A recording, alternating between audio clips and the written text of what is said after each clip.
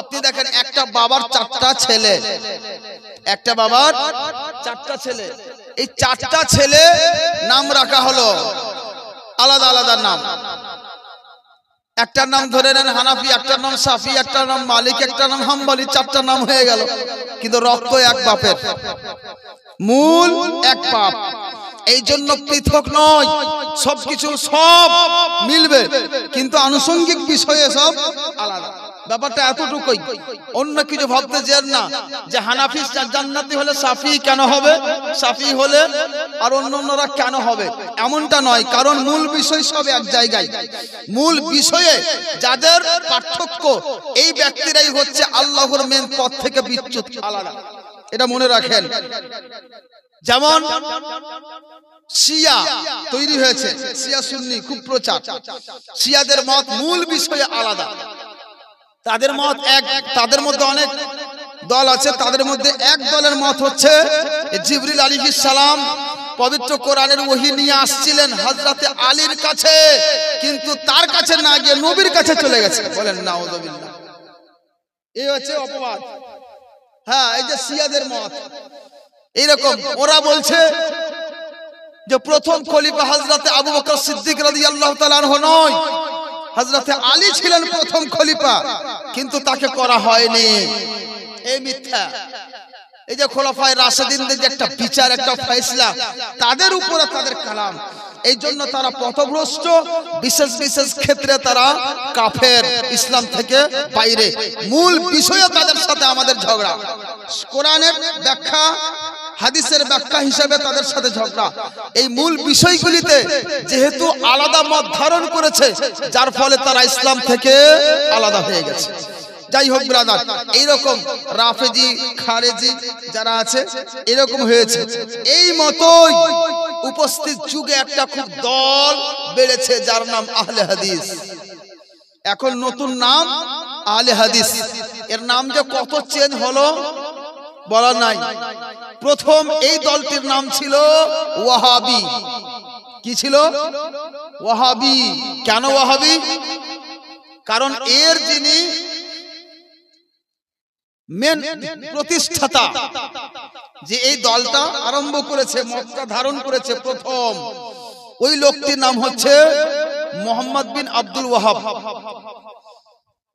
তো ইবনে ওয়াহাব আরবের একটা অভ্যাস, বাবার নামে পরিচিত। ইবনে লাগিয়ে দিল, মানে ওনার ছেলে, ওয়াহাবের ছেলে মুহাম্মদ। তো মুহাম্মদকে আর কেউ চিনে না, ওই আব্দুল ওয়াহাবের দিকে লাগিয়ে দিয়ে তখন নাম পড়ে গেল কি ওয়াহাবি। এই মুহাম্মদ বিন আব্দুল ওয়াহাব যে নাজদি, আরবে দুটো কান্ট্রি, আরবে যেটা হচ্ছে দুটো দিক আছে স্টেট, একটা হচ্ছে নাজদ আর একটা হেজাজ। হেজাজের মধ্যে হচ্ছে মক্কা শহর, কাবা শহর, মদিনা শহর, এইসব আছে। তো এই দিকে নাজদে তার জন্ম হয়েছে। ওই মুহাম্মদ বিন আব্দুল ওয়াহাব নাজদি এমন করলো, পবিত্র কোরআনকে নিয়ে খেলা শুরু করলো, ধর্মকে নিয়ে খেলা শুরু করলো। তার মূল উদ্দেশ্য কি ছিল ভালো করে শুনবেন। এই মূল উদ্দেশ্য ছিল নিজের ইকতিদার অর্জন করা তথা হুকুমত অর্জন করা, রাজত্ব অর্জন করা। এই রাজত্ব অর্জন করবে তো কি করে? মুসলমানদের বিশ্বাসটাও হাসিল করবে। আজকে আমাদের উপস্থিত সময়ে যখন কিছু নেতা আছে যারা হিন্দু মুসলিম করে, হিন্দুরাকে এক করে দাও, সব একচাটিয়া ভোট দিলে আমরা পাস, ওই রকমই সেই সময় এই মুহাম্মদ বিন আব্দুল ওয়াহাব নাজদি এমন একটা কাজ করলো যে মুসলমানদের মধ্যে একটা এমন কিছু ঢুকিয়ে দিল যাতে ওই রাজত্ব করা পর্যন্ত পৌঁছতে তার সব রাস্তা ঠিক হয়ে যায়। এই চিন্তা ভাবনা করতে গিয়ে এই মত ব্যক্ত করলো, যে মত আলে সৌদ ইবনে সৌদের কাছে উপস্থিত হলো, ওখানে গিয়ে তাকে পড়িয়ে দিতে সক্ষম হলো। আর ওই এলাকার যারা বাদিয়া সমাজ ছিল, ওই বাদিয়া সমাজ থেকেই কিন্তু তার এই প্রসেস চালু হয়েছিল। বাদিয়া সমাজ এদেরকে বুঝিয়ে দেওয়া হলো, পবিত্র কোরআনের কিছু আয়াত থেকে উল্টা বুঝ দিয়ে দেওয়া হলো, যে আয়াতগুলি আল্লাহ রাব্বুল আলামিন বলেছিলেন কিসের দিক দিয়ে? বুত সম্পর্কে, মূর্তি সম্পর্কে, ওটাকে নিয়ে চলে আসলো এই আল্লাহর ওলির দিকে, নবীর দিকে নিয়ে এসে যখন এখানে সেটে দিল না, তখন তো কথা ঠিক। কি হলো যে মূর্তি শুনতে পাই না, মূর্তি সাহায্য করতে পাই না, মূর্তি গলে পচে সরে যাবে মরার পরে, তাকে ডাকা যাবে না। কথা তো ঠিক, কোরআন বলছে। এবার এরা বলছে ওইখানে শব্দ এসছে কি গায়রুল্লাহ, আর শব্দ এসছে কি মিন দুনিল্লাহ, এইরকম শব্দ এসছে। এর ব্যাখ্যাটা করতে গিয়ে বলছে এটাও তো আল্লাহ নয়, এরাও তো গায়রুল্লাহ, মানে আল্লাহ ব্যতীত। তো যেমন একটা মূর্তি গায়রুল্লাহ, ওই মতোই তো নবী রাসূল আল্লাহ নয়, গায়রুল্লাহ। এই যে এই জায়গাটা মিস্টেক করলে, আর মিস্টেক করে তখন বললো নবী পরে মাটিতে মিশে গেছে, নবী কোনো সাহায্য করতে পারে না, বলুন নাউযুবিল্লাহ। এইগুলো মত ধারণ করলো, যে একটি কিতাব লিখলো, সেই কিতাবের নাম হচ্ছে কিতাবুত তাওহীদ, আরবি ভাষায় দিয়ে সেখানে খুব একদম চর্চা করলো। এই চর্চা করতে গিয়ে আরব কান্ট্রিতে আস্তে আস্তে ইবনে সৌদের সঙ্গ নিয়ে সেখানে একটা হুকুমত অর্জন করলো। ওই হুকুমত অর্জন করে তাদের নিকটে একটাই মত, তাদের মত যে ব্যক্ত করে, যে মানে ওই হচ্ছে মুসলমান, আর যে মানে না ওই হচ্ছে বেদিন, তাকে হত্যা করা যায়, তার মাল ধন সম্পদ ছিনিয়ে নেওয়া যায়। এইরকম করলো। এইরকম করে দিয়ে তখন ওখান থেকেই চালু হয়ে গেল কি ওয়াহাবি একটা মত, ওয়াহাবি মতবাদ চালু হয়েছে। এবার আসুন এই ওয়াহাবি মতবাদটা ওই মতই করে আমাদের ভারতে কি করে আসলো। আমাদের ভারতে দিল্লি প্রবাসী হুজুর শাহ ওয়ালিউল্লাহ মুহাদ্দিস দেহলভী রহমাতুল্লাহ আলাইহি, বিশাল একজন আল্লাহর ওলি, বিশাল একজন মুহাদ্দিস, তার ঘরানা, তার ছেলে, তার ভাতিজা সবাই ইলমওয়ালা। তাদের অবদান যে আজকে আমাদের ভারতের বুকে হাদিসের ইলম প্রখ্যাত এবং প্রচারিত হয়েছে, তাদের অবদান। ওই ঘরেরই একটা ছেলে কুলাঙ্গার তৈরি হলো, যার নাম ইসমাইল, যার নাম কি মোহাম্মদ ইসমাইল। এই মোহাম্মদ ইসমাইল তৈরি হয়ে এ ভাবলো যে করা যায় কি, আমাকেও এইরকমই একটা পদ নিতে হবে। কি করে নিব, বড় ঘরের ছেলে আছি ঠিক, কিন্তু পদ তো নাই। এই পদ দেওয়ার কারণে এই মোহাম্মদ বিন ইসমাইল করলো কি, ওই মোহাম্মদ বিন আব্দুল ওয়াহাব নাজদির ওই বইটির সারাংশটা বের করলো, আর বের করে এমন কিছু করলো, পবিত্র আয়াতগুলিকে সামনে রেখে রেখে মনে হচ্ছে যে একদম সঠিক দলিল দিয়ে দিয়ে কথা বলছে, আর এটাই সঠিক। এতদিন থেকে তার পূর্বপুরুষ যত যা কিছু করেছে এই সব নাকি ঠিক নয়, সব নাকি পথভ্রষ্টতা, এইরকম কিছু লিখেছে। যে ট্রান্সলেট করেছে, যে কিতাবের নাম রেখেছে কি তাকবিয়াতুল ঈমান, এই যে আমার কাছে বইটি রয়েছে তাকবিয়াতুল ঈমান, উর্দু ভাষায় বইটি লিখলো কে মোহাম্মদ ইসমাইল, যেটাকে দেহলভী বলা হয়, দিল্লি তার বাড়ি। তাই এই কিতাবটা হচ্ছে আমাদের ভারতে ঝগড়া লাগার সর্বপ্রথম কিতাব।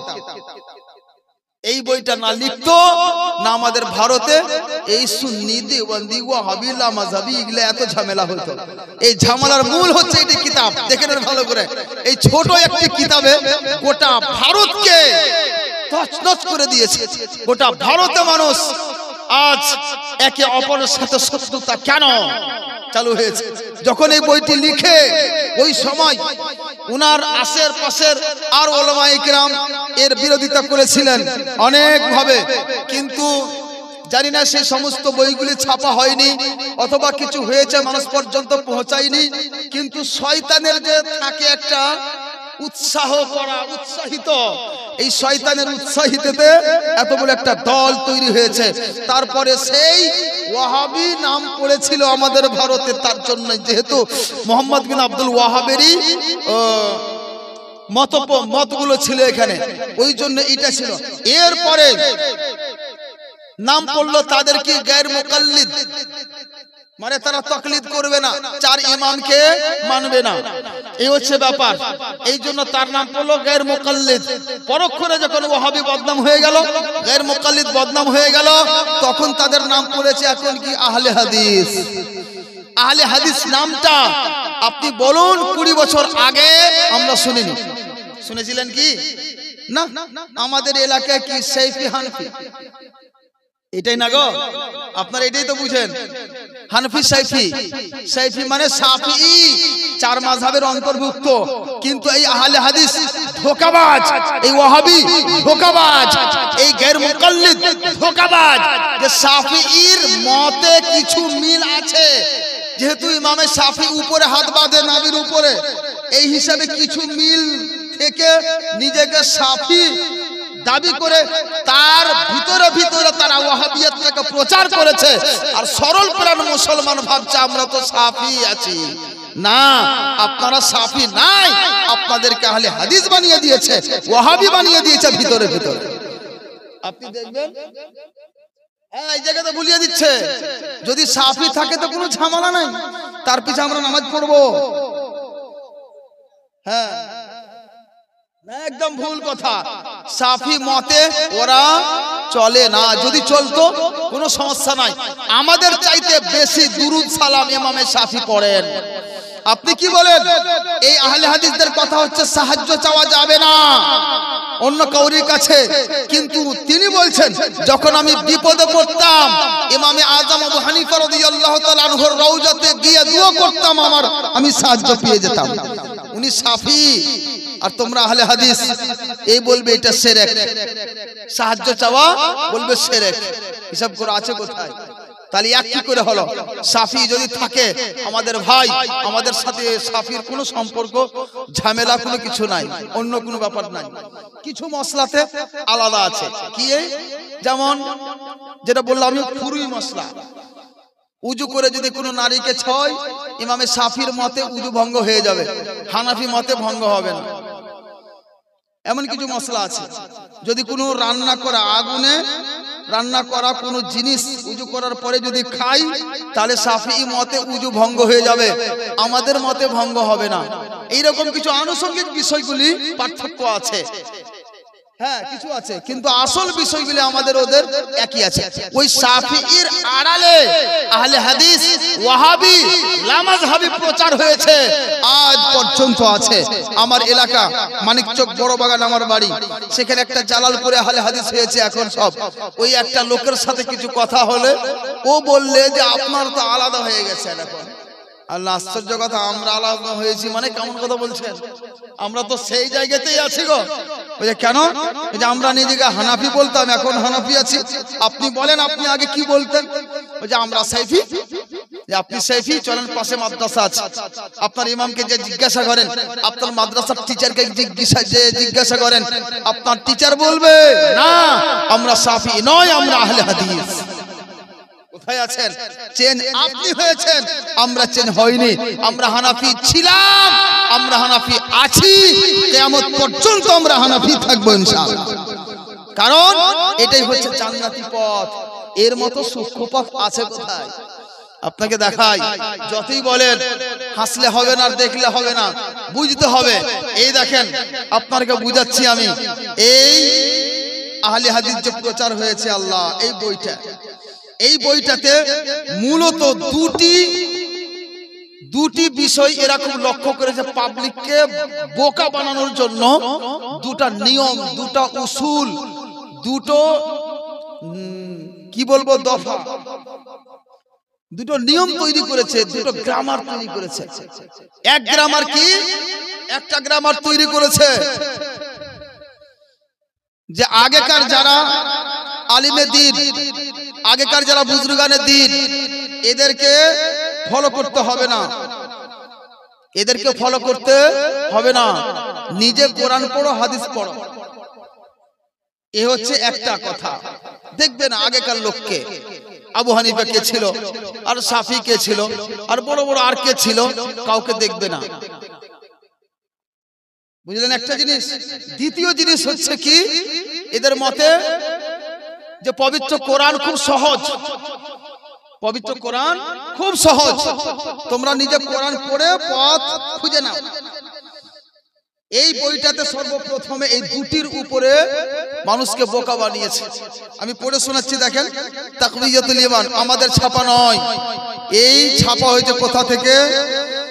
কুতুবখানা রহিমিয়া দেওবন্দ, দেওবন্দের মাদ্রাসা যেখানে, সেখান থেকে সাহারানপুর ইউপি থেকে বইটি ছাপা হয়েছে। এখানে দেখেন সুস্পষ্ট লিখেছে যে ইস জামানা में दीन की बात में लोग कितनी राहें चलते हैं, कोई पहलों की रस्मों को पकड़ते हैं, कोई किस्से बुजुर्गों के देखते हैं, और कोई मौलवियों की बातों को जो उन्होंने अपने जहन की तेजी से निकाली है सनद पकड़ते हैं, और कोई अपनी अकल को दखल देते हैं। ये सब करें, पहलों की बातों को कोई मानते हैं, पहलों की रस्मों को कोई मानते हैं। আমরা বলি না আমাদের ইমাম আবু হানিফা এটা করেছেন, ওইভাবে আমরা করি। এই যে কথা আগেকার লোককে আমরা মানছি, আলিমদের কথা শুনি, আমাদের পূর্বপুরুষ থেকে আলিমগণ এই কথা বলেছেন, ওইভাবে আমরা চলে আসছি। তো সাধারণ ব্যক্তি জানবে না, চলবে না, তো কি করবে? হিসাবটা তো এইরকমই, আলিমকে দেখে চলছে। तारपरे आगे और लिखे जो अवामुन नास में मशहूर है कि अल्लाह रसूल का कलाम समझना बहुत मुश्किल है, उसको बड़ा इल्म चाहिए। हमको वो ताकत कहाँ कि उनका कलाम समझे और उस राह पर चलना पड़े, बुजुर्गों का काम है। जो हमारे क्या ताकत कि उसके मुआफिक चले, बल्कि हमको यही बातें किफायत करती है। सो ये बात बहुत गलत है। মানে এই যে আমি কি জানি, আমাদের আলিমগণ যা করেন, আমাদের পীর বুজুর্গগণ যা করেন, তাদের অনুসরণ করে আমরা চলি, এইটা বড় বহুত গলত है। কথাটা লিখছে কি বহুত গলত है, মানে এটা অতটা মান্য করা যাবে না, ভুল কথা। আরো আগে দেখেন अल्लाह रसूल के कलाम समझने को बहुत इल्म नहीं चाहिए कि पैगंबर को नादानों के राह बताने को और जाहिलों के समझाने को और बेइल्मों के इल्म सिखाने को आए थे। पैगंबर যারা এসেছেন তারা তো যারা নাদান তাদেরকে শিক্ষা দিতে এসেছে, যারা কিছু জানে না বেইলম তাদেরকে ইলম শিখাতে এসেছে। তাহলে এদের অনুসরণ করার কি?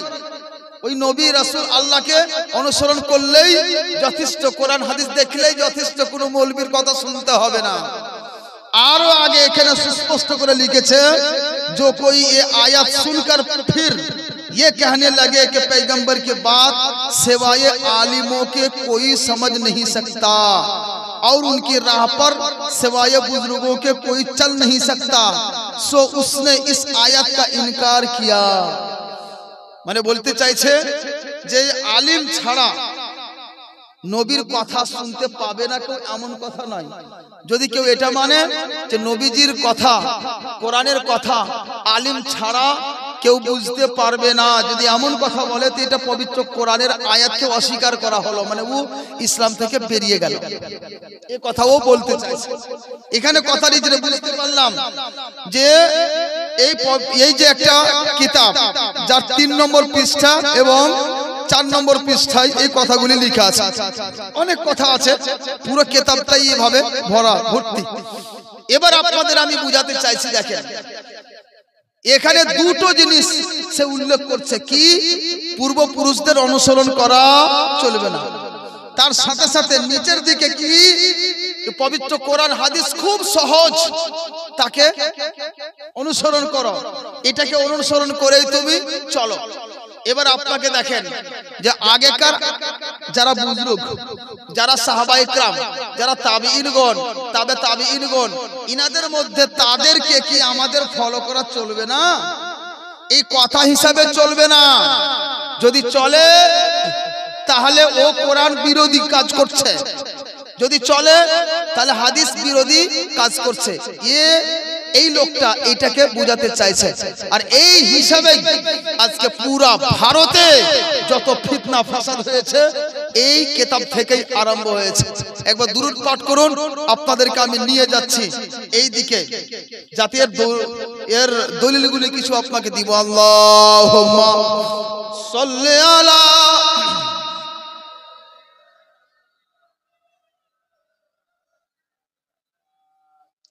ওয়ালা আলে সাইয়্যিদিনা মাওলানা মুহাম্মদ। এর মধ্যে প্রথম কথা আপনাদের বলি, সূরা ফাতিহা মোটামুটি আপনারা জানেন, হ্যাঁ অনেকেই জানেন। সূরা ফাতিহার শুরুর দিকে দেখেন আল্লাহ পাক নিজের প্রশংসা করেছেন, আল্লাহ পাককেই মানতে হবে, তার ইবাদত করতে হবে, এই কথাগুলি সেখানে বলেছেন। তারপরে আল্লাহ পাক বলছেন কি, আমাদের শিক্ষা দেওয়ার জন্য ইহদিনাস সিরাতাল মুস্তাকিম, আমাদের সোজা পথে বিচলিত করো, সোজা পথে। এই সোজা পথটার ব্যাখ্যা আল্লাহ পাক বলছেন কি, সিরাতাল লাযিনা আনআমতা আলাইহিম, সুবহানাল্লাহ, তাদের পথ, তাদের রাস্তা, যে পথে যাদের প্রতি তুমি ইনাম দিয়েছো, পুরস্কার দিয়েছো, ওদের পথে বিচলিত করো। এবার বলেন আল্লাহ পাক বলছেন ইহদিনাস সিরাতাল মুস্তাকিম, আমরা দোয়া করি যে আমাদেরকে সোজা পথে বিচলিত করো, সোজা পথে চালাও। ওই সোজা পথের ব্যাখ্যা আল্লাহ পাক বলছেন, আগে ব্যাখ্যা দিচ্ছেন কি, যাদের প্রতি ইনাম দেওয়া হয়েছে, এই ইনাম দিয়েছে এইটা একটা লোক, এই একটা জামাত, তারা কে, এই দিকটা লক্ষ্য আপনাকে দেখাচ্ছি। এখানে বুঝা গেল ব্রাদার, আল্লাহ রাব্বুল আলামিনের একটাই সোজা পথ আগেই বলে দিয়েছেন, সিরাতে মুস্তাকিম, আন্নাহাজা সিরাতি মুস্তাকিমান, এটাই আমার সোজা পথ। আর এই সোজা পথের কথাই আল্লাহ পাক বলছেন ইহদিনাস সিরাতাল মুস্তাকিম, তোমরা দোয়া চাও যে আমাদের সোজা পথে বিচলন করো। এই সোজা পথটা কোনটা, আনআমতা আলাইহিম, এমন পথে যার প্রতি তুমি ইনাম দিয়েছো, এই ইনাম দিয়েছে তাদের পথে আমাদের চলতে বলছেন। কাদের প্রতি দিয়েছেন, যারা নবীগণ তাদের প্রতি, যারা সিদ্দিকিন তাদের প্রতি, যারা সুহাদা তাদের প্রতি, যারা সালেহিন নেক ব্যক্তি তাদের প্রতি আল্লাহ পাক ইনাম দিয়েছেন। তথা বুঝা গেল সোজা পথ ওটাই যে পথে নবীগণ চলেছেন, যে পথে সিদ্দিকিনগণ চলেছেন, যে পথে সুহাদাগণ চলেছেন, যে পথে সালেহিনগণ চলেছেন, এটাই হচ্ছে সোজা পথ। বুঝা গেল ব্রাদার। ও বলছে অন্য কাউকে অনুসরণ করা যাবে না, এই কিতাবে এখনই বলল আল্লাহ ছাড়া অন্য কাউকে অনুসরণ করা যাবে না, রাসূল ছাড়া অন্য কাউকে অনুসরণ করা যাবে না। কিন্তু আল্লাহ তো আমাদের শিক্ষা দিচ্ছেন নিজেই যে যাদের প্রতি ইনাম দেওয়া হয়েছে তাদের পথে চলার জন্য দোয়া চাও। এটাই তো গো। তাহলে কি বললাম, এই বইটা কোরআন বিরোধী, তাই না? আরো আপনাকে দলিল দিয়ে দিই, এই তো সুস্পষ্ট পবিত্র কোরআন দিলাম, এই সুস্পষ্ট কোরআনের যে ব্যাখ্যা দেওয়া হয়েছে, আবুল বরকাত ইমামে নাসাফি রহমাতুল্লাহ আলাইহি এই আয়াতের তাফসীর লিখতে গিয়ে মারিফুত তানজিল, যেটাকে তাফসীরে মাদারিক বলা হয়, তাফসীরে নাসাফি বলা হয়, প্রত্যেকটা মাদ্রাসায় পড়ানো হয়। এই কিতাবের মধ্যে আল্লামা আবুল বারাকাত নাসাফি রহমাতুল্লাহ আলাইহি তিনি বলছেন তাফসীরুহু সিরাতুল মুসলিমিন, এই সিরাতে মুস্তাকিমের ব্যাখ্যা হচ্ছে সিরাতে মুসলিমিন তথা মুসলমানদের পথ। বুঝা গেল সিরাতে মুস্তাকিমকে বলা হয়েছে কোনটা পথ, মুসলমানদের যে পথ, মুসলমান যে চলছে এই পথটাই হচ্ছে সিরাতে মুস্তাকিম, সোজা পথ, এটাই হচ্ছে আল্লাহ পাকের পথ। এই মতোই আপনি দেখেন তাফসীরে খাজিন নাম শুনে হবেন, তাফসীরে খাজিনের মধ্যেও এইটাই ব্যাখ্যা করা হয়েছে কি, সিরাতুল মুসলিমিন তথা এই সিরাতে মুস্তাকিম যেটা সোজা পথ, এই পথটা কোনটা, বলছে মুসলমানদের যে পথ, এই পথটাই হচ্ছে এই আল্লাহ পাকের পথ। বুঝা গেল এই আবুল বারাকাত ইমামে নাসাফি রহমাতুল্লাহ আলাইহির ব্যাখ্যা এবং সাহিবে খাজিনের ব্যাখ্যা থেকে এটাই সুস্পষ্ট যে সিরাতে মুস্তাকিম তথা ওইটাই যারা আল্লাহ রাব্বুল আলামিনের অনুসরণ করেছেন, সাহাবীদেরকে অনুসরণ করেছেন, তাবেঈনকে অনুসরণ করেছেন, তাবেঈনদের অনুসরণ করে চলেছেন, এই পথটাই হচ্ছে সরল পথ, এই পথটাই হচ্ছে সোজা পথ। আর শুধু আল্লাহ এবং রাসূলকে মানলেই হবে, বাকি কাউকে মানতে হবে না, এই কথাটা চরম ভুল, এই কথাটা চরম ভুল। এখানে যে বলছে যে আল্লাহ এবং তার রাসূলের ব্যাখ্যা বুঝতে পারবে না এমন নয়, সবাই বুঝবে। আগেকার মানুষকে অনুসরণ করতে হবে না, আগেকার যে রাসম রেওয়াজ এটা মানতে হবে না। যদি এরকমই হিসাব থাকে তাহলে আপনি এখানে কেন উনি বলছেন যে মুসলমানদের যেটা পথ সেই পথটাকে তুমি অনুসরণ করো, সেই পথে বিচলিত করো। আর আল্লাহ রাব্বুল আলামিন পবিত্র কোরআন সূরা বাকারার মধ্যে কত সুন্দর করে একটি ব্যাখ্যা আল্লাহ পাক এখানে দিয়েছেন। আল্লাহ রাব্বুল আলামিন বলছেন আমিনু কামা আমানান নাস, তোমরা ঈমান নিয়ে আসো যেমন ভাবে মানুষেরা ঈমান নিয়ে এসেছে। তো বুঝা গেল সেই সময় আল্লাহ রাসূলের যুগের লোক কে ছিলেন? সাহাবায়ে কেরাম। বুঝা গেল আল্লাহ পাক বলছেন হে মানুষেরা, যেমন ভাবে সাহাবায়ে কেরাম ঈমান নিয়ে এসেছে, এই মূর্তি পূজা ছেড়ে দিয়েছে, এই সব কিছু ত্যাগ করে দিয়ে এক আল্লাহ বিশ্বাসী হয়েছেন, এক রাসূলের উপর বিশ্বাসী হয়েছে, এই আল্লাহ এবং তার রাসূলকে মেনেছেন, ওই রকম ভাবে তোমরাও সব ত্যাগ করে দিয়ে এক আল্লাহকে মানো এবং রাসূলকে রাসূল হিসেবে মানো, দ্বীনে ইসলামকে গ্রহণ করে নাও। তাহলে বুঝা গেল আল্লাহর রাসূলের যে কলমা পাঠ করবে কেমন করে, সাহাবায়ে কেরাম যেইভাবে মেনেছেন সেইভাবে। তো বলেন তো যে আল্লাহ রাসূল ব্যতীত সাহাবাকে মানতে বললো কিনা? আরে এই কিতাব বলছে, কি বলছে কিতাব? पहले के रस्मों को मानते हैं, उनको सनद बनाते हैं। अरे आमी केनो सनद बनाबो, सर्टिफिकेट बनाबो? আমার আল্লাহ নিজে পবিত্র কোরআনে সার্টিফিকেট দিয়ে দিয়েছেন সাহাবায়ে কেরামকে অনুসরণ করো, সাহাবায়ে কেরামের মতো করে তোমরাও ঈমান নিয়ে আসো। আজকে কিতাব বলছে কাউকে মানা যাবে না, শুধু আল্লাহকে আর তার রাসূলকে মানো, বাস যথেষ্ট। আছেন কোথায় দেখেন কোন দিকে নিয়ে যাচ্ছে। এবার হিসাব করেন, এখানে যেটা একটা কথা বলেছিলাম যে এই ব্যক্তিরা বলছে যে আগেকার লোকেদের মানা চলবে না। এই জায়গাতে আমি দলিল দিচ্ছি আরো একটা, সূরা নিসা 115 নম্বর আয়াত। আল্লাহ রাব্বুল আলামিন বলছেন ওমাই ইউশাকির রাসূল মিন বাদি মা তাবায়্যানা লাহুল হুদা ওয়া ইয়াত্তাবি গায়রা সাবিলিল মুমিনিন নুওয়াল্লিহি মা তাওয়াল্লা ওয়া নুসলিহি জাহান্নাম। আল্লাহ পাক বলছেন কি, যে ব্যক্তি আল্লাহর রাসূলের আনুগত্য করলো না, তার উল্টো করলো, অবাধ্যতা করলো, এরপরে যে তার কাছে হেদায়েত সুস্পষ্ট তথা হেদায়েত পেয়ে যাওয়া সত্ত্বেও সে আল্লাহর রাসূলের অবাধ্য করলো, গোস্তাখি করলো, অথবা ওই পথকে অনুসরণ করলো না, ওয়ায়াত্তাবি গায়রা সাবিলিল মুমিনিন, আর মুমিন মুসলমানদের যে পথ, এই পথ ছাড়া অন্য পথের সে অনুসরণ করলো, আল্লাহ পাক বলছেন নুওয়াল্লিহি মা তাওয়াল্লা, যে পথে ও বিচলন করলো আমি তাকে সেই পথেই থেকে বিচলন করিয়ে দেব। আর কি করব? ওয়া নুসলিহি জাহান্নাম, তাকে জাহান্নামে নিক্ষেপ করব। কি বললাম? দুটা কথা এখানে, যে রাসূলের পথ অনুসরণ করলো না, রাসূলের কথা হিসেবে চললো না, তার উল্টোটা করলো। যে মুসলমানদের যেটা পথ, ওই পথকে অনুসরণ করলো না, তাছাড়া নিজের নতুন পথ বানিয়ে ওই পথে চললো, ওই ব্যক্তির কথা আল্লাহ পাক বলছেন যে পথে ও চললো ওই পথেই তাকে আমি চালিয়ে দিয়ে জাহান্নামে ফেলে দেব। এবার কি বুঝলাম এখানে? একটা আল্লাহর রাসূলের কথা, দ্বিতীয় সাহাবায়ে কেরামদের কথা মানার কথা এখানে বোঝা যাচ্ছে।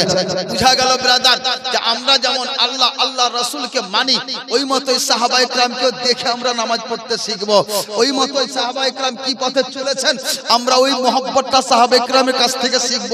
ওই জিনিসটাই আমাদের মেয়ার হক মানতে হবে ওই সাহাবায়ে কেরামকে। এটা আমাদের পবিত্র কোরআন এবং আমাদের পবিত্র হাদিস এই জিনিসগুলি আমাদের শিক্ষা দিচ্ছে। কিন্তু ব্রাদার আজকাল লোক একটা দিক এই দিক চলে গেল যে এই ব্যক্তিরা আমাদেরকে বলছে, বুঝাতে চাইছে যে আগেকার পূর্বপুরুষ যারা তাদেরকে অনুসরণ করার প্রয়োজন নাই, নিজে কোরআন পড়ো, হাদিস পড়ো।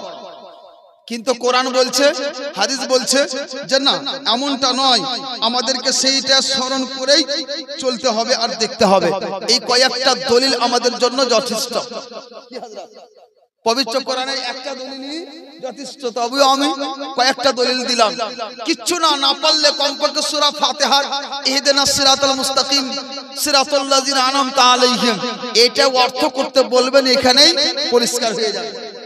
এখানেই পরিষ্কার হয়ে যাবে যে আল্লাহ ছাড়াও ওই ব্যক্তিদের পথে চলতে বলছেন আল্লাহ পাক, যাদের প্রতি আল্লাহ পুরস্কার দিয়েছেন।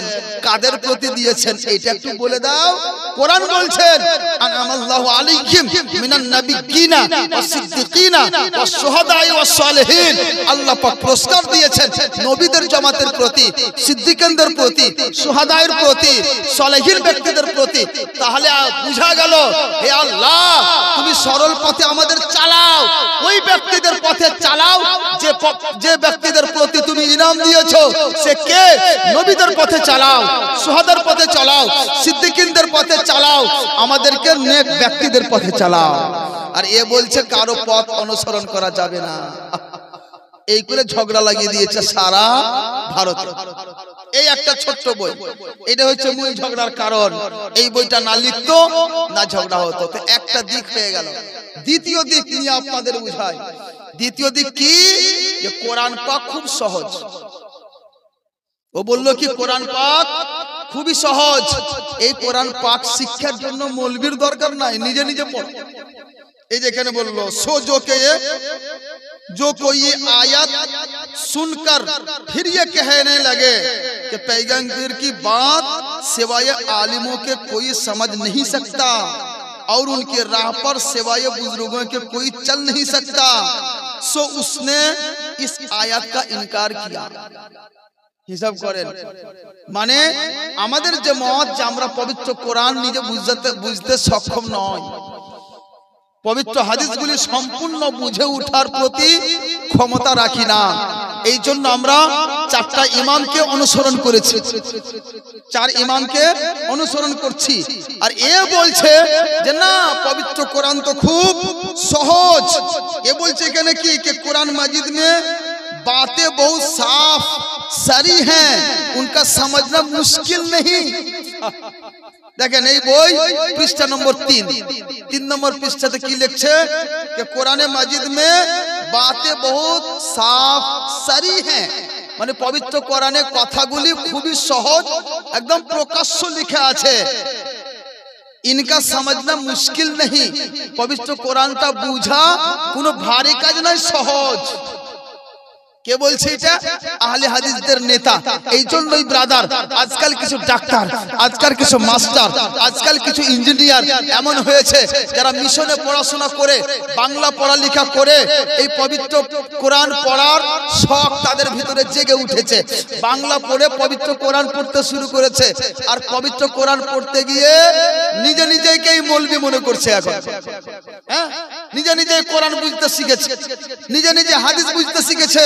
তার 14 পুরুষ নাভির নিচে হাত বাঁধলো, এখন উপরে হাত বাঁধতে শুরু করেছে। এমন কিছু হয়েছে তার 14 পুরুষ আসতে আমিন বলে আসলো, হঠাৎ করে আমিন মনে হচ্ছে ঝগড়া লেগে গেল মসজিদের মধ্যে। এই চালু করেছে এই ব্যক্তি দ্বারা। এই কথা এই বই পড়ে পড়ে তারা এই পথটা তারা অবলম্বন করছে কি কোরআন সহজ পড়ো। এইরকমই একটা ছেলে, আমি যখন 5 তলা জামে মসজিদে ছিলাম কালিয়াচকে, একটা ছেলে আমার কাছে প্রায় আসতো, জুমা নামাজ পড়তো, কিন্তু ছেলেটা আহলে হাদিস। প্রথমে জানতাম না, পরক্ষণে ধরা পড়লো।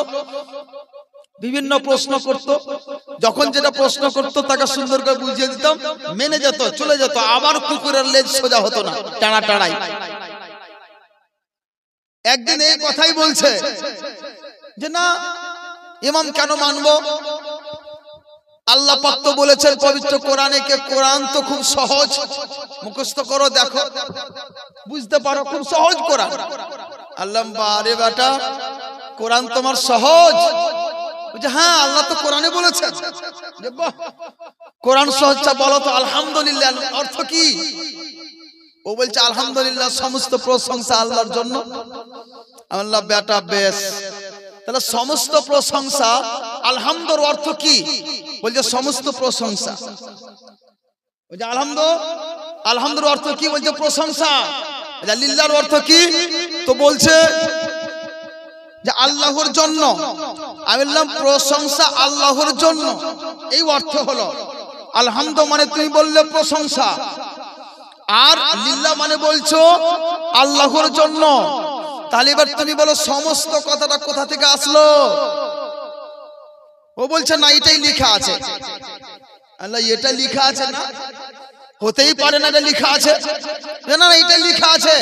আল্লাহ পবিত্র কোরআনে এটা কেন লেখা হবে? পবিত্র কোরআনে আলহামদুলিল্লাহ লেখা আছে, পবিত্র কোরআনে আলহামদুলিল্লাহ লেখা আছে, সমস্ত প্রশংসা আল্লাহর জন্য, এটা কোরআনে লেখা নাই। অর্থে লেখা, যে অর্থে অর্থে, হ্যাঁ এইটা কথা বলো যে কোরআনের অর্থে লেখা আছে। কোরআন তো আরবি, আরবি ভাষায় লেখা আছে আলহামদুলিল্লাহি রাব্বিল আলামিন, যেন লেখা আছে অর্থে লেখা আছে, অর্থে। যে ও অর্থের কথা বলছে, তুমি এই বলো, আচ্ছা বলো অর্থে লেখা আছে তো কে অর্থটা করেছে? বলছে অর্থ কে করেছে এটা তো আমার জানা নাই, তবে মল্লিক ব্রাদার্স থেকে ছাপা হয়েছে। ও বলছে কি মল্লিক ব্রাদার্স থেকে ছাপা হয়েছে। মানে আচ্ছা তাহলে তুমি মল্লিক ব্রাদার্সের অনুসারী, তাকে তুমি ইমাম মানো? না না না, ইমাম কেন মানবো, উনি অর্থ করেছেন বলে তার অর্থটা মানছি। আর পাগল, অর্থটা মানে তুমি কোরআনের অর্থ নিজে করতে পারো না, তুমি এখন বলতে পারছো না যে সমস্ত কথাটা কোথা থেকে আসলো, এটা তোমার জ্ঞান নাই। মল্লিক ব্রাদার্স যা লিখে দিয়েছে তা তুমি চোখ বন্ধ করে পড়ছো আর বলছে এটাই লেখা আছে, তো ওইটা তোমার ইমাম নয় তো কে? তুমি তো ওকে অনুসরণ করছো, ও ঠিক লিখুক আর ভুল লিখুক ওটাই তোমার কাছে ঠিক। আলহামদুলিল্লাহ আমরা যাকে অনুসরণ করি তার নাম হলো ইমাম আবু হানিফা রাদিয়াল্লাহু তাআলা আনহু, যিনি সচক্ষে সাহাবায়ে কেরামকে দেখেছেন তার অনুসরণ করি। আর তুমি বদনসিব, তুমি মল্লিক ব্রাদার্সকে অনুসরণ করছো, পার্থক্য এইটা। হ্যাঁ আমরা ইমাম মানি ইমাম আবু হানিফাকে, আর তোমরা ইমাম মানছো মল্লিক ব্রাদার্স, পার্থক্য এইটাই। আমরা চোখ বন্ধ করে ইমাম আবু হানিফাকে মেনে নি, তোমরা চোখ বন্ধ করে ওই ব্রাদার্সকে মেনে নিচ্ছ, এটাই তো ব্যাপার।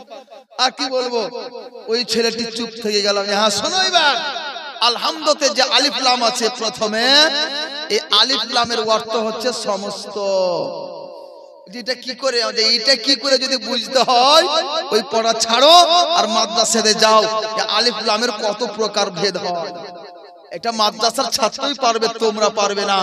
আর এখন বলছো কোরআন খুব সহজ, এই বোকা লিখে দিয়ে ঝগড়া লাগিয়ে দিয়েছে। আর ডাক্তার মাস্টার কিছু বোকা পড়া পড়ে নিয়ে তারাও সেই রকম বলছে যে খুব সহজ পড়ো।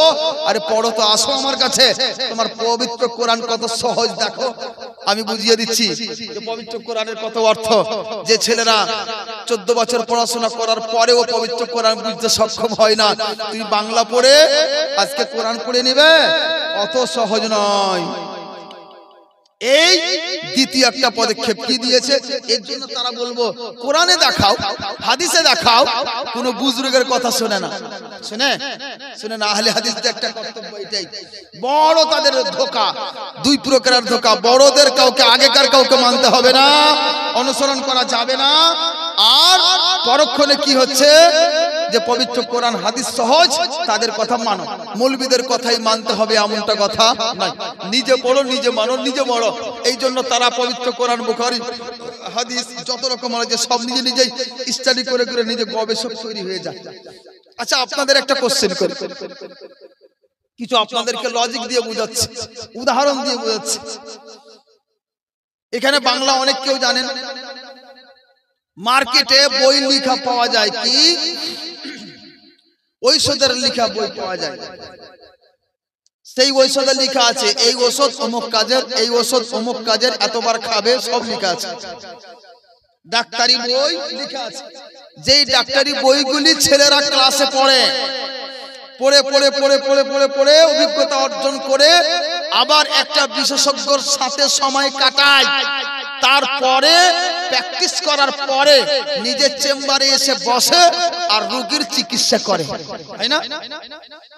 আমি বলতে চাই ওই ছাত্র, ওই ছাত্রী ওই কলেজে ভর্তি না হয়ে ওই যোগ্য বিশেষজ্ঞর সাথে প্র্যাকটিস না করে বাড়িতে বাংলা তো পড়তে জানে, বইটা তো বাংলায় লেখা আছে, বাংলা বই বাজার থেকে কিনে এনে আর বাড়িতে বইটা পড়ে পড়েই যদি ডাক্তারি করে, ডাক্তারি তার চলবে?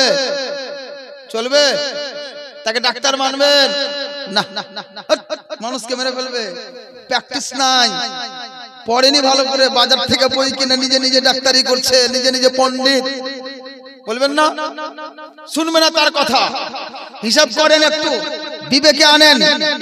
একটা যদি এই দুনিয়ার বুকে কোন এমন লোক থাকে যেই লোকটি নিজে নিজে ওকালতি পড়ে নিয়ে এসে আর কোর্টে বলবে আমি ওকালতি করবো, আমি বই পড়েছি, আমার সব জানি, পারবে? ওকালতি করতে পারবে? পারবে না, হবে না। ওই মতে কোন ব্যক্তি যদি ইঞ্জিনিয়ারিং বইগুলি পড়ে নিয়ে এসে বাজার থেকে কিনে নিজে নিজে পড়ে ইঞ্জিনিয়ারিং কাজ করতে লাগে, তার ইঞ্জিনিয়ারিং চলবে না, ওই কাজ চলবে না, করতে পারে না। কারণ তার মধ্যে অনেক কিছু গভীরতা আছে, ব্যাপকতা আছে। এই জন্য ব্রাদার, এই হিসাব করেন, এই ডাক্তারির বইয়ের লেখক দুনিয়ার মানুষ, ইঞ্জিনিয়ারিং বইয়ের লেখক দুনিয়ার মানুষ, ওকালতি বইয়ের লেখক দুনিয়ার মানুষ। দুনিয়ার মানুষের লেখা বই এমন ভাষাই লেখা যে ভাষাটা আমরা জানি, আমাদের মুখের ভাষা, আমরা ঝরঝর করে পড়তে পারি। এই রকম লেখা পড়া থাকা সত্ত্বেও বাজার থেকে বই কিনে এনে ডক্টরি করতে পারেন না, বাজার থেকে বই কিনে এনে ইঞ্জিনিয়ারিং কাজ করতে পারেন না, বাজার থেকে বই কিনে এনে ওকালতি করতে পারেন না। তো যেই কিতাব সমস্ত কিতাবের চাইতে শ্রেষ্ঠ কিতাব, যে কিতাব মহান আল্লাহ পাক নিজেই প্রেরণ করেছেন, আল্লাহ পাকের লেখা, এই আরবে সমস্ত কিতাবের উত্তম কিতাব, সমস্ত নবীদের সরদারের উপর অবতীর্ণ হয়েছে, তাও আরবি ভাষাতে। সেই আরবি ভাষার কিতাব আপনি কি করে পারেন, কি করে বুঝেন? তাকে বাংলা করে দিলে সেই পবিত্র কোরআন বুঝে নেবে। মানুষের লেখা বই পড়তে পারেন না, আল্লাহর লেখা বই আপনি পড়বেন কি করে? আপনার সাহস কি করে হয়? শিক্ষক ছাড়া কোরআন বুঝে নেবেন? আপনার সাহস কি করে হয়? শিক্ষক ছাড়া ইঞ্জিনিয়ার করে নেবেন? এগুলো করতে পারেন না। কিন্তু কোরআন হাদিস আপনি কি করে বুঝে নেবেন? এত সহজ নয়, কোরআন বোঝা এত সহজ নয়। এই জন্যই এই চার ইমামকে অনুসরণ করতে হবে। কোরআন বুঝতে গেলে, হাদিস বুঝতে গেলে এই চারটি যদি আপনি অনুসরণ না করেন, তাহলে আপনি বরবাদ হয়ে যাবেন, বিধ্বংস হয়ে যাবেন। এখন যদি এই চারটিকে মানতে না পারেন, তাহলে কিন্তু সব দিক দিয়েই বরবাদ। দুনিয়াতে বরবাদ যাবেন, আর পরক্ষণেও বরবাদ যাবেন।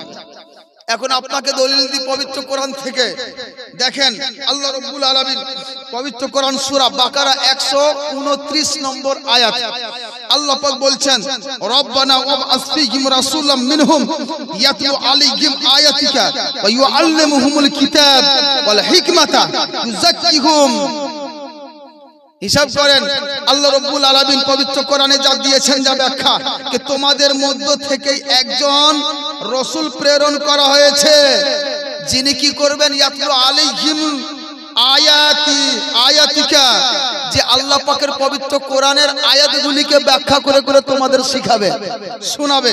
ওয়া আল্লামুহুমুল কিতাব ওয়াল হিকমা, এবং পবিত্র কোরআন যে কিতাব এবং হিকমত তোমাদের শিক্ষা দিবেন। তো পবিত্র কোরআন শিক্ষা দেওয়ার জন্য আল্লাহ পাক রাসূলের পাককে পাঠালেন। এমন করেননি যে শুধু কোরআন দিয়ে দিলেন। কোরআনটা কোথায় এসছে? আরবে এসছে। কোন ভাষায়? আরবি ভাষায়। আরবের লোক আরবি ভাষা বুঝতো না? অবশ্যই বুঝতেন। তাদের ভাষাতে আল্লাহ কোরআন দিয়েছেন, তো তাদের ভাষাতে যখন পবিত্র কোরআন দিয়েছেন, তাদের বোঝা দরকার। কিন্তু তা সত্ত্বেও ওই পবিত্র কোরআনের ব্যাখ্যা করে বুঝিয়ে দেওয়ার জন্য মহান রব্বুল আলামিন পাঠিয়েছেন আল্লাহর রাসূলকে, যাতে পবিত্র কোরআনকে ভেঙে ভেঙে পৌঁছিয়ে দেয় মানুষ পর্যন্ত, সব ব্যাখ্যা দিয়ে দেয়। আজকে যদি কোরআন সহজ হতো, রাসূলের দরকার হতো না। কোরআনে আল্লাহ পাক বলছেন যে পবিত্র কিতাব আল্লাহ শিক্ষা দিবেন। যদি নিজে নিজেই বুঝতে পারতো, শিক্ষকের দরকার কি ছিল? ছিল গো? নাই। আজকে দুনিয়ার বুকে আপনি দেখেন, প্রত্যেকটা গ্রামে, এক একটা গ্রামে 2-4টা করে নার্সারি স্কুল। কি দরকার গো? নিজে নিজে পড়ো না, বললো খেয়ে যাও। হ্যাঁ, শিক্ষকের দরকার কি? বড় বড় কলেজ যাওয়ার দরকার কি? প্রাইমারি লেভেল স্কুলেই তো তুমি রিডিং বাংলা পড়তে শিখে নিয়েছো। পড়ো, ডাক্তার হও, মাস্টার হও, সবকিছু হয়ে যাও। মানুষের মাথাতে এটুকু ঢুকে না। ও পড়ছে ডাক্তার আর আসে এদিকে ইসলামিক লেকচার হতে, ইসলামিক গবেষক হতে, ইসলামিক বক্তা হতে। আশ্চর্য কথা, একজন ডাক্তার এসে স্টেজের বক্তা কি করে হয়? হ্যাঁ, মাথা খারাপ নয় গো? আরে তুমি ডাক্তার হয়েছো, ডাক্তারি করো না। ধর্ম নিয়ে তোমার অভিজ্ঞতা নাই, ধর্ম নিয়ে যদি তোমাকে কিছু বলতে হয় তাহলে ধর্মের মাদ্রাসা শিক্ষকের কাছে যাও, আগে পড়ো। পড়ার পরে আগে তুমি ওই অভিজ্ঞতা অর্জন করো, তারপরে তুমি স্টেজে যে তোমার দক্ষতা হয় তখন আসবে। কিন্তু না, ডাক্তার হয়ে সার্জারি করবে কি, সার্জারি করা ছেড়ে দিয়ে চলে এসছে কোরআন আর হাদিসকে দিয়ে মানুষকে বিভ্রান্তি করে ফেলে দিল। আশ্চর্য। এই জন্য সচেতন হন মুসলমান, সচেতন হওয়া ছাড়া কোনো উপায় নাই। ব্রাদার, আল্লাহ রাব্বুল আলামিন যে পবিত্র কোরআনে এখানে একটা কথা বলেছিল যে আলিম ছাড়া পবিত্র কোরআন বোঝা খুব সহজ। এই বইটিতে আছে না যে এটা যদি কেউ স্বীকার করে যে আলিম ছাড়া কোরআন বোঝা যাবে না, তাহলে এই পবিত্র কোরআনের আয়াতকে অস্বীকার করা হবে তথা মুসলমান থেকে বাইরে যাবে। এই কিতাব বলছে তাকবিয়াতুল ঈমান 3 নম্বর পৃষ্ঠায়। এই একটা দলিল আপনাকে দিয়ে দিচ্ছি। আল্লাহ রাব্বুল আলামিন বলেন ওয়া তিলকাল আমসালু নাদরিবুহা লিন-নাস ওয়া মা ইয়াকিলুহা ইল্লাল আলিমুন। আল্লাহ রাব্বুল আলামিন বলছেন কি, যে এই যে উদাহরণগুলি দেওয়া হয়েছে মানুষের বোঝানোর জন্য। পবিত্র কোরআনে যে উদাহরণ দেওয়া হয়েছে, অনেকগুলি ঘটনা আছে, উদাহরণ পেশ করা হয়েছে, এই মিসাল পেশ করা হয়েছে। এই মিসালগুলি মানুষকে দেওয়া হয়েছে জানে তারা বুঝে।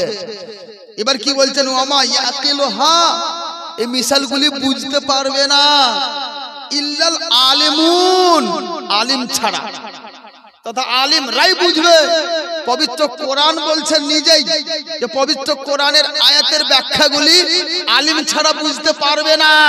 আর এই মোহাম্মদ বিন ইসমাইল দেহলভী বলছে তাকবিয়াতুল ঈমান কিতাবের মধ্যে যে না, কেউ যদি এটা বলে যে কোরআন বোঝা যাবে না আলিম ছাড়া, তাহলে যে আয়াতের অস্বীকার করা হলো। আশ্চর্য ব্যাপার, কোরআন বিরোধী কিতাব।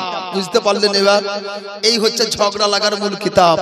এই কিতাবের জন্য আমরা আজকে জর্জরিত ভারতের মধ্যে। বুঝতে পারছেন আমার কথাগুলি? ঈমানটা বাঁচান। এই আহলে হাদিস একটা অতিরিক্ত যে উপস্থিত যে সমাজের মধ্যে খুব বেড়ে গিয়েছে। মানুষের মধ্যে কি বলবো, অতিরিক্ত বাড়াবাড়ি করছে। আপনার আমার ছেলেরা স্কুল কলেজে যাচ্ছে আর সেখানে তারা নিজের কবলে নিয়ে নিচ্ছে। বাঁচান। কিভাবে বাঁচাবেন? আপনার দায়িত্ব, আপনার ছেলে, আপনার সন্তান। পবিত্র কোরআন বোঝা অত সহজ নয়। এবার আপনাকে দুই একটা হাদিস দিয়ে দিই। দেখুন, আল্লাহর রাসূল সাল্লাল্লাহু আলাইহি সাল্লাম বলছেন, মান ক্বালা ফিল কুরআনি বিরাইহি ফালিয়াতাবাওয়া মাকআদুহু মিনান নার। যে ব্যক্তি নিজের রায় থেকে পবিত্র কোরআন বুঝতে শুরু করলো, নিজেই বুঝতে শুরু করলো, নিজের রায় হিসাবে পবিত্র কোরআনের ব্যাখ্যা করতে লাগলো, ওই ব্যক্তি যেন নিজের আশ্রয় জাহান্নামে করে নেয়। আসলে কোথায় লাগে? এটা নিজের রায় থেকে নয় তো কি? নিজের ব্যাখ্যা করতে গিয়ে অনেক কিছু ব্যাখ্যা করে দিয়েছে।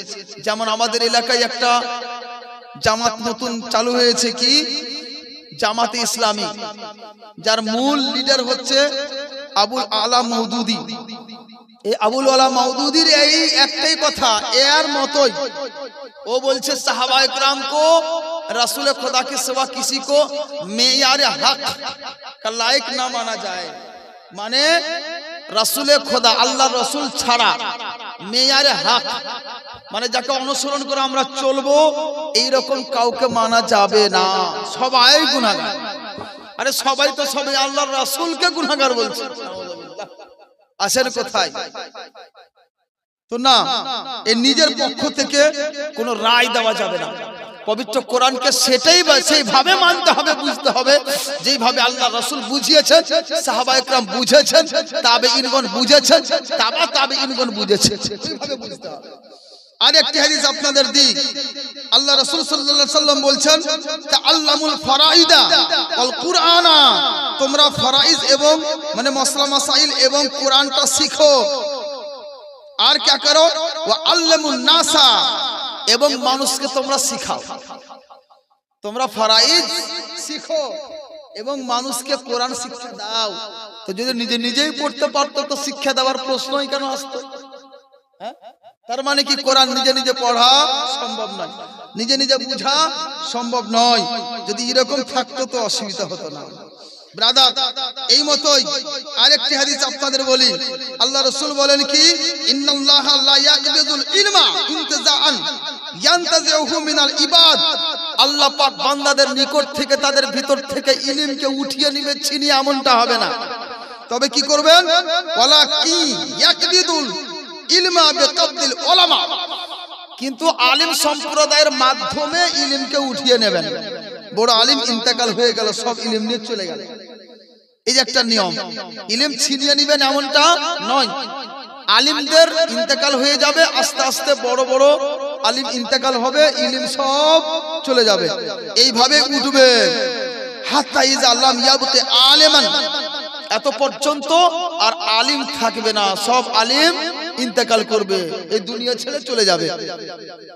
আর কি তখন ইত্তাখাযান নাসু রুসান জুহালান, যখন আলিম পাবে না তখন কি করবে?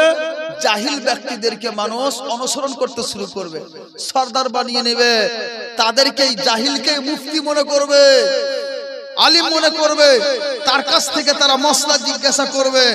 এবার কি করবে? ফাসুইলু, তার কাছ থেকে মসলা জিজ্ঞাসা করবে। ফাআফতু বিগাইরি ইলমিন ফাদাল্লু ওয়া আদাল্লু, ইলম নাই, নিজের মত হিসাবে চিন্তা ভাবনা করে ফতোয়া দিবে, নিজে পথভ্রষ্ট হবে আর অপরকেও পথভ্রষ্ট করবে। হিসাব করেন, ইলম উঠিয়ে নেওয়া হবে, তার মানে কি? যতক্ষণ পর্যন্ত আলিম আছে পথভ্রষ্টতা দূরে সরবে। আলিম জানে কোনটা সৎ কোনটা অসৎ, এটা সঠিক ব্যাখ্যা দিয়ে তারা বিশ্লেষণ করে বুঝিয়ে দেবেন। এই জন্য আলিমদের অনুসরণ করো, আলিমের কাছে শোনো, আলিম যা বুঝবে তার কথা মানো, আর আলিমের কথা না মানলে পথভ্রষ্টতা হয়ে যাবে। নারে তাকবীর, নারে রিসালাত, নারে রিসালাত। একটা চার দাও। আল্লাহুম্মা সাল্লি আলা সাইয়্যিদিনা মাওলানা মুহাম্মদ ওয়া আলা আলি সাইয়্যিদিনা মাওলানা মুহাম্মদ। এই আপনাদের আকাঙ্ক্ষিত আজকের স্টেজের প্রধান অতিথি, প্রধান বক্তা উপস্থিত হয়েছেন হযরতুল আল্লাহ মাওলানা আব্দুল জব্বার সাহেব কিবলা। দেখছেন মুহূর্তের মধ্যেই আমি ছেড়ে দেব দু চারটি কথা, যেটা হযরত উপস্থিত হয়ে গেছে। বলছিলাম যে পবিত্র কোরআন বোঝা অত সহজ নয়, এর উপরেই কয়েকটি দলিল আপনাদের দিলাম, বুঝতে পারলেন তো যে পবিত্র কোরআন এত সহজ নয়। আলিম আছে সঠিক পথ পাবেন, আলিম নাই আপনার সঠিক পথটাও চিনতে পারবেন না, শেষ। এটাই পবিত্র হাদিস থেকে সুস্পষ্ট রূপে এটা প্রকাশ হলো, এটা বুঝতে পারলাম যে আলিমদের মাধ্যমেই সাধারণ ব্যক্তিরা পথ পাবে। আর এই কথা বলছে, এই বই কি কথা বলছে যে এমন কোনো ব্যাপার নয়, কোরআন হাদিস খুব সুস্পষ্ট, সবাই পড়ো আর বুঝো আর আমল করো, আলিমের দরকার নাই। কোনটা মানবেন, এই বইটা না পবিত্র কোরআন ও হাদিস? বলেন তো একবার। হ্যাঁ, বুঝেন না? বলেন কোরআন ও হাদিস। কোরআন হাদিস ছাড়া কিছু নাই। আমি যে কথাগুলো বললাম কোরআন হাদিস থেকে বললাম না? এরা বলে কোরআন হাদিস মানো, তো কোরআন হাদিস মানবো নিজের মতে নয়, সাহাবায়ে কেরাম যেভাবে বুঝেছেন ওইভাবে মানবো, বুজুর্গানে দিন যেভাবে বুঝেছেন ওইভাবে মানবো। কারণ আমরা জানি না, আমরা বুঝিনি, অত ক্ষমতাও নাই, তাদের যা ক্ষমতা ছিল। এখন নতুন করে বুঝতে লেগেছে কিছু মৌলবি, দু পাতা পড়া মৌলবি, ডক্টরি করা আজকাল মৌলবি সেজেছে, নামধারী মৌলবি, মোবাইলের কাজ রিপেয়ারিং করতে করতে বক্তা হয়ে উঠে গেছে এই নামধারী কিছু বক্তা তক্তা, আর এখন বলছে কি ওরাই উল্টো পুল্টো কথা বলে মানুষকে বিভ্রান্তি শেষ করে দিল। আর এই পাবলিক ভাবছে যে বাপরে ইংলিশ বলছে, খুব বড়, ইংলিশ কেন বলবে, ও আলেম হলে আরবি বলবে। কিন্তু শুনেছেন মুখের ভাষাতে একদিন একটা ওয়ার্ড আরবি বলে? আরবি বলতেই পারে না, বলবে কি করে? চ্যালেঞ্জ, ডক্টর জাকির নায়েক যদি আমার সামনে একটা লাইন সুস্পষ্ট ভাবে উচ্চারিত ভাবে একটা লাইন পবিত্র কোরআন আদা করে পড়ে দেয়, আমি সারা জীবন আব্দুল আজিজ তার গোলামি করব। নাই ক্ষমতা। এইরকম ডাক্তারগুলি এসে স্টেজে গবেষক তৈরি হচ্ছে, আলিম হয়ে পাবলিককে বিভ্রান্তি করে দিয়ে ফেলে দিল। নিজে পবিত্র কোরআনটা শিখেছেন, নিজেই বলে যে আমার চাইতে আমার ছেলে পবিত্র কোরআন বেশি ভালো পড়ে। সুস্পষ্ট বুঝতে পারো, তার জন্য শুধু কোরআনের আয়াত বলে, আয়াতের শুধু নম্বর বলে, সূরার নম্বর বলে, আয়াত পাঠ করতে পারে না। আছেন কোথায়? এই পাবলিক বুঝে না, আর ইংলিশ দেখে ইংরেজি দেখে বয়ে গেল সব পাগল। আমাদের ভাষা আরবি ভাষা, আল্লাহ পছন্দ ভাষা আরবি ভাষা, আরবি তো জানে না, তো কি করবে? যাই হোক, তো ব্রাদার এখানে যেটা বলছিলাম একটা কথা আমি, যে আমরা ইমাম আবু হানিফা রাদিয়াল্লাহু তাআলা আনহুর অনুসারী, উনাকে অনুসরণ করেছি, এর জন্য আমাদের সৌভাগ্য। কারণ কি? ইমাম আবু হানিফা রাদিয়াল্লাহু তাআলা আনহু এমন একটি ব্যক্তিত্ব যিনি স্বয়ং 20 জন সাহাবায়ে কেরামকে দেখেছেন, বলেন সুবহানাল্লাহ। আর তার মধ্য থেকে 7 জন সাহাবায়ে কেরামের কাছ থেকে হাদিস বর্ণনা করেছেন, যেটা ফতোয়া শামির মধ্যে লেখা আছে। এবার আপনি হিসাব করেন যে আমার ইমাম নিজে বলছেন, মুসনাদে ইমামে আজম কিতাবে লেখা আছে, তিনি বলছেন কি, রাআইতু আনাস ইবনে মালিক কায়েমান ইউসাল্লি, আমি হযরতে আনাস বিন মালিক রাদিয়াল্লাহু তাআলা আনহুকে দাঁড়িয়ে নামাজ পড়া অবস্থায় দেখলাম। আনাস বিন মালিক কে ছিলেন? নবীজি সাল্লাল্লাহু আলাইহি সাল্লামের পবিত্র দরবারে 10 বছর ধরে তিনি ইবাদত করেছেন, খিদমতে থেকেছেন রাত দিন। কে?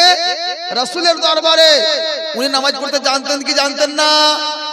10 বছর ধরে যে রাসূলের সাথে কাটালেন, উনি রাসূলের মতো নামাজ পড়বেন না নিজের মতো পড়বে? বলেন হানা, রাসূলের মতো পড়বেন।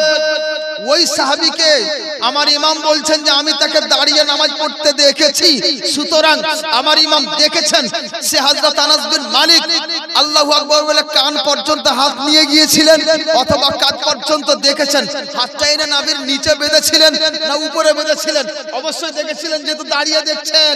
রুকুতে যাওয়ার আগে এবং তারপরে হাত উত্তোলন করেছিলেন কি করেননি? এক কথায় যত রকমের মাসলা মাসাইল আছে নামাজে মত পার্থক্য, এই সমস্ত তিনি তার কাছে দেখেছিলেন, সেটাই দেখেছিলেন যেটা আমার রাসূল করেছিলেন। এই জন্যই আমি বলবো আমরা ওই ব্যক্তির অনুসরণ করি যে ব্যক্তি এমন লোককে দেখে নামাজ শিখেছেন যে স্বয়ং আল্লাহর রাসূলকে দেখে নামাজ শিখেছেন। আর আজকাল এই মৌলবীরা তো 200 বছর পরে লেখা কিতাব হাদিস, বুখারী মুসলিম যত হাদিস 200 বছর পরে লেখা হয়েছে, এই 200 বছর পরে লেখা সম্পূর্ণ সংরক্ষিত সম্ভব নয়। সেই সম্পূর্ণ সমস্ত হাদিসগুলিকে দেখে আজকে এখন গবেষণা করছে। এখন কি আর সেই গবেষণা করে পারা যায়? তখনকার কথা। ব্রাদার হিসাব করেন, দাও কি আছে, মশলা আছে নাকি? তো ইমাম আবু হানিফা রাদিয়াল্লাহু তাআলা আনহুর অনুসারী আমরা যেহেতু স্বয়ং দেখে করেছেন, বুঝছেন, এই জন্য হানাফি হওয়াতে আমাদের গৌরব। বলুন আলহামদুলিল্লাহ। আল্লাহ যেন হানাফি বানিয়ে রাখেন, হানাফি হিসেবেই যেন আমাদের মৃত্যুবরণ করেন। বাবা বেঁচে থাকতে ছেলে মারা গেলে পোতা সম্পত্তির ভাগ পাবে কি? না পায় তাহলে তাদের স্থান কোথায়? বাবা বেঁচে আছে, তার ছেলে মারা গেছে, তার পোতারা তার বংশ পাবে কিনা? শরীয়তের আইন হলো এই পোতারা হবে মজলুম মিরাস। কারণ হচ্ছে মাঝখান থেকে সম্পর্কটা কেটে যাচ্ছে, বাবা নাই, বাবার অধিকার, তবে কর্তব্য হবে ওই দাদুর, কর্তব্য হবে তাদের জন্য কিছু ব্যবস্থা করে দেওয়া, এটা তার কর্তব্য, শরীয়তের হুকুম ওটা, কিন্তু কর্তব্য কিছু আছে, এই হিসাবে কিছু কর্তব্য পোতার জন্য ও করে দিতে পারবে। আর কিছু আছে? স্বামী তালাক দেয়নি, মানে লিখতে গিয়ে বলবেন যাই হোক বলো। স্বামী তালাক দেয়নি, তার কাজে স্ত্রী তালাক কাটিয়ে অন্য ছেলের সঙ্গে বিয়ে হয়ে গেছে। বিয়ে হয়ে যাওয়ার পরে ধরেন যে তাদের সঙ্গে আমরা কি চলাফেরা করতে পারবো, লেনদেন করতে পারবো? আচ্ছা ঠিক আছে, আচ্ছা বুঝেছি। দেখো আজকাল একটা প্রচার হয়ে গেছে কি, স্বামী তালাক দিল না, একদিন দুদিন চার দিন করতে করতে 2-4 মাস 1 বছর কাটিয়ে দিল, কোর্টে গেল, বাপের বাপুদি পড়ে আছে, উকিলকে দিল 2-3 হাজার টাকা, সেখান থেকে ডাইভোর্স পেপার তৈরি করে স্বামীর বাড়ি পাঠিয়ে দিল, স্বামী চুপ করে বসে আছে। হ্যাঁ, এবার কি তালাক হয়ে গেছে, অন্য জায়গায় বিয়ে করলো, কি হাসি খুশি, স্বামী এদিকে তাল পাচ্ছে। আরে পাগল মুসলমান, এ তালাক হয় না। ও যদি প্রত্যেক দিনে একটা করে তালাক পাঠাই স্বামীকে, স্বামী যতক্ষণ তালাক না দিয়েছে তালাক হবে না। মনে রাখেন, পবিত্র কোরআন বলে বিয়াদিহি উকদাতুন নিকাহ, স্বামীর হাতে তালাকের, বিবাহের গিরাবন্ধন স্বামীর হাতে, তথা স্বামী তালাক দিলে তালাক হবে, স্বামী তালাক না দিলে তালাক হবে না। কোর্ট বিহা করেনি যে কোর্ট তালাক দিবে, কোর্ট করেছিল কাবিল তো আমি বিয়ে করলাম, কোর্ট তালাক দিবে? হ্যাঁ, পাগল কোথাকার। কোর্টের তালাক তালাক নয়, স্বামী তালাক দিবে তালাক হবে, না হলে তালাক হবে না। এবার ও কোর্ট থেকে ডাইভোর্স পাঠিয়ে দিয়ে, তালাকের কাগজ পাঠিয়ে দিয়ে যেখানে যাক, যার কাছে থাক, যদি পীর সাহেব এসে কি নবীজি যদি বিবাহ করে তবুও বিবাহ হবে না। বুঝতে পারছেন, এ বিবাহ হারাম, এ বিবাহ কি তার দিকে দেখা হারাম, তাকে ছোঁয়া হারাম, তার কাছে যাওয়া হারাম, তাকে যা কিছু করবে সব জেনা হবে, বাচ্চা কাচ্চা যতদিন হবে সব হারামি বাচ্চা হবে।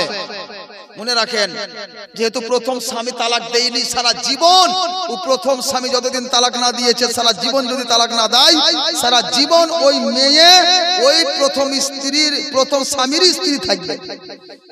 বুঝেছেন, তালাক না দিলে তালাক হবে না। এবার কি করবেন, যে তালাক তো হয় না, অন্য কারোর সাথে পালিয়ে গিয়ে ও বিবাহ করে নিয়ে চলে এসছে, টাকা পয়সাওয়ালা আছে, দাপট আছে, মরল সর্দারও তো আজকাল ওই রকম, যার পয়সাওয়ালা তাকে কথা বলবে না, গরিবকে ছাড়বে না। হ্যাঁ, এমন হয়ে আছে। এইরকম যদি কিছু ব্যাপার থাকে, তাহলে ওই ব্যক্তিকে, সমাজের কর্তব্য হলো ওই ব্যক্তিকে বয়কট করেন, যতক্ষণ পর্যন্ত ও পূর্বের স্বামীর কাছ থেকে তালাক না নিয়েছে, ইদ্যত পালন করবে, তারপরে এই ব্যক্তির সাথে বিবাহ হালাল হবে। এই না করেছে ততক্ষণ পর্যন্ত সমাজের কর্তব্য হলো তাকে সমস্ত ভাবে বয়কট রাখা, তার সাথে চলাফেরা বন্ধ করেন, তাকে মসজিদে আসতে দিবেন না, তার কিছু নিবেন না, তাকে কুরবানিতে শামিল নেবেন না, যত রকমের ব্যাপার আছে আর কি, একদম বয়কট করেন, বাধ্য করেন, যাতে ও এই হারাম কাজ, একটা প্রকাশ্য জেনা হচ্ছে, এটা স্ট্যান্ডার্ডি জেনা, নামের বিবাহ করে যে তোমার বিবাহিত হয়নি, স্ট্যান্ডার্ডি জেনা, বাড়িতে নিয়ে থাকছ, এ তোমার জেনা। এমনই পরপুরুষ, পর নারীকে নিয়ে যেমন থাকা, ওই তোমার বিয়ে করেছে তা সত্ত্বেও ওকে নিয়ে ওই মতেই থাকা, যেটা তোমার বিবাহ হয়নি, আর বিবাহ হবেও না যতক্ষণ পূর্বের স্বামী তালাক না দিয়েছে। এটা খুব বেশি আজকাল প্রচার হচ্ছে, খবরদার এইরকম করবে না।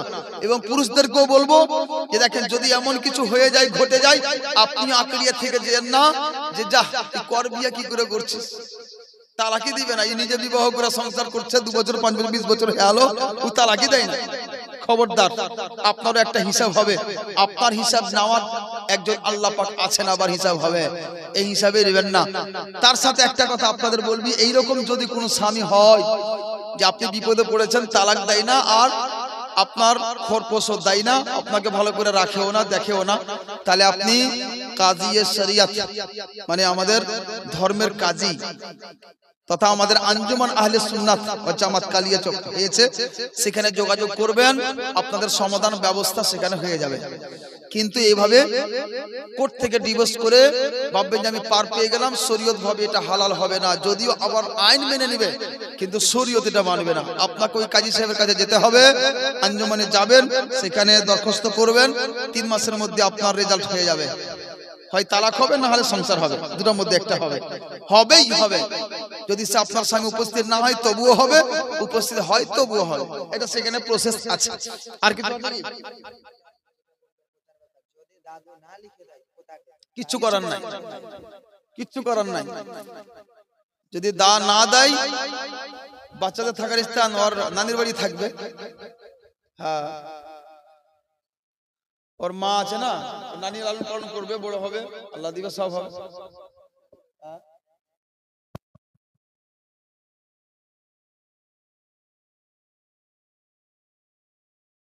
থাকবে, মায়ের কাছে থাকবে, দাদির বাড়িতে থাকবে না, ওকে ভাগা দেওয়া হবে। যে স্থান আছে ওখানটাই, ওই জায়গাতেই থাকবে, মায়ের সাথে থাকবে, মা যেখানে থাকবে সেখানে থাকবে, ওর ব্যবস্থা আছে। যাই হোক, অনেক কিছু বললাম, আলোচনা হলো। আজকে এই ফিতনা ফাসাদের যুগে খুবই দরকার ঈমানটা বাঁচা। বিশেষ করে আমাদের এলাকায় এই ফিতনা যেটা আলোচনা করলাম, যার মূল হচ্ছে এই একটি বই, এই বই থেকে, এই বইয়ের যারা অনুসারী সেই ব্যক্তিদের থেকে আপনি বিরত থাকেন, চেষ্টা করেন। আর তার সাথে আপনাদের একটা কথা আরো বলে যাই, যে শরীয়তকে মানেন, আলিম সম্প্রদায়ের সাথে থাকেন, ইনশাআল্লাহ হবে।